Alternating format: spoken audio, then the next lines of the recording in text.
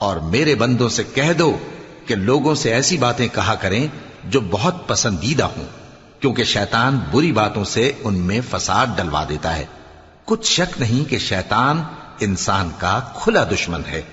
تمہارا پروردگار تم سے خوب واقف ہے، اگر چاہے تو تم پر رحم کرے یا اگر چاہے تو تمہیں عذاب دے۔ اور ہم نے تم کو ان پر داروغہ بنا کر نہیں بھیجا، اور جو لوگ آسمانوں اور زمین میں ہیں تمہارا پروردگار ان سے خوب واقف ہے۔ اور ہم نے بعض پیغمبروں کو بعض پر فضیلت بخشی اور داؤد کو زبور عنایت کی۔